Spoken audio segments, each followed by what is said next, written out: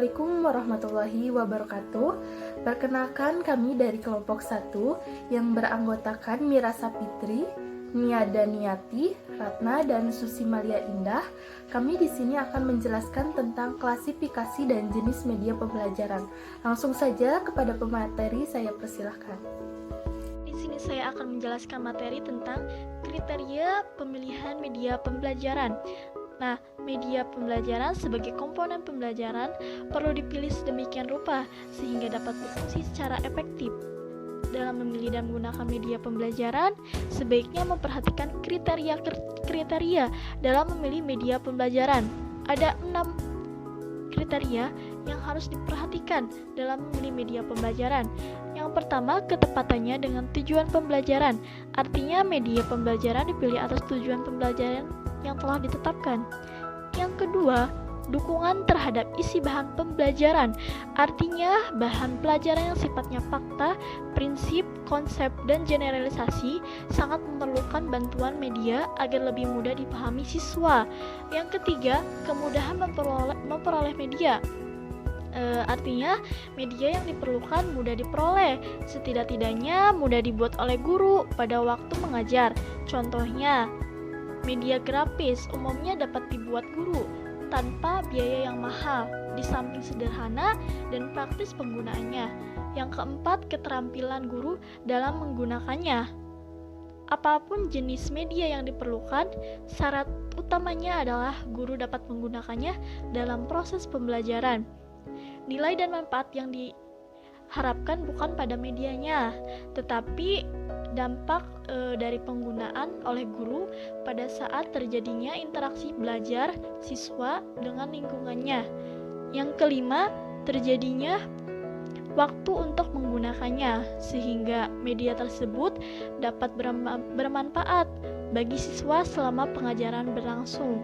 Yang keenam, sesuai dengan taraf berpikir siswa.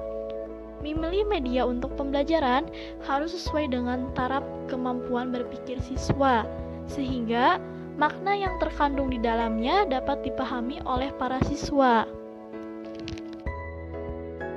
Selanjutnya yaitu kriteria penggunaan media pembelajaran.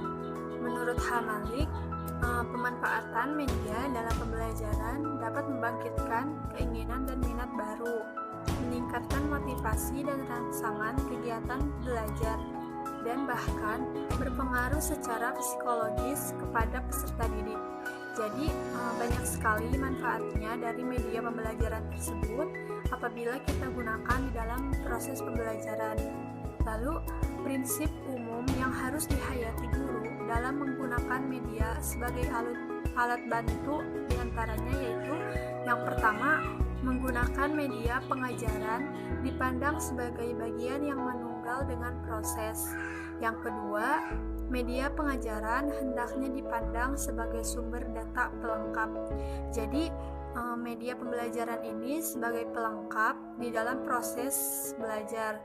Yang ketiga, guru dalam menggunakan media pengajaran hendaknya memahami benar tingkat hierarki jenis alat dan kegunaannya. Jadi, guru itu harus memahami terlebih dahulu tentang media pembelajaran yang akan digunakan, baik itu kegunaannya ataupun jenis alatnya. Yang keempat, dalam menggunakan media pengajaran sebaiknya diuji kegunaannya sebelum, selama, dan sesudah penggunaannya sehingga guru benar-benar memperhitungkan untung rugi dan kebaikan dalam pemilihan penggunaan jenis media tersebut. Jadi, guru itu harus menguji terlebih dahulu media pembelajaran yang akan digunakan. Jadi kita dapat memperhitungkan kebaikan dalam pemilihan media pembelajaran tersebut seperti apa. Lalu yang kelima, media pengajaran dapat efektif dan efisiensi penggunaannya apabila diorganisasi secara sistematis. Jadi kita harus menggunakan penggunaan media belajarnya ini secara sistematis agar dapat efektif. Yang terakhir, Penggunaan multimedia pengajaran akan menguntungkan dan memperlancar proses belajar siswa serta merangsang gairah belajar siswa.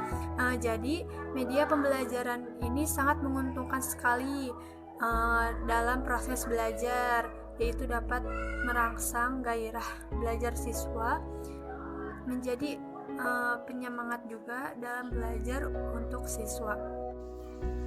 Fungsi media dalam komunikasi pembelajaran. Pada hakikatnya, pembelajaran merupakan proses komunikasi antara guru dengan siswa. Sebagai komunikan pada pembelajaran di atas adalah siswa, sedangkan sebagai komunikatornya, menurut prinsip pendidikan modern adalah guru dan siswa itu sendiri. Jika sekelompok siswa menjadi komunikator terhadap siswa yang lain dan guru sebagai pengarah atau pembimbing, maka akan terjadi proses interaksi yang kadar keaktifan siswanya tinggi. Proses komunikasi yang mungkin terjadi selama proses pembelajaran adalah yang pertama, komunikasi searah. Dalam hal ini, komunikasi yang dimaksud hanya terjadi dari guru kepada siswa. Karena komunikasi di atas hanya terjadi dari guru kepada siswa. Yang kedua yaitu komunikasi dua arah atau biarah. Kedua arah ini ialah antara guru dengan siswa atau siswa dengan guru. Yang ketiga yaitu komunikasi banyak arah atau multi arah, yaitu antara guru dengan siswa atau antara siswa dengan siswa atau siswa dengan guru. Selanjutnya teman-teman, saya akan menjelaskan tentang klasifikasi dan jenis media pembelajaran. Nah, klasifikasi media pembelajaran itu dibagi menjadi 5 macam, yaitu 1. Media tanpa proyeksi 2 dimensi. Media tanpa proyeksi 2 dimensi itu hanya punya ukuran panjang dan lebar. Contohnya itu seperti gambar, bagan, grafik, poster, peta dasar, dan sebagainya. Terus yang kedua itu ada media tanpa proyeksi 3 dimensi. Apa sih bedanya gitu? Yang 3 dimensi itu punya ukuran panjang lebar plus tebal atau tingginya seperti benda sebenarnya, terus model, boneka, dan sebagainya.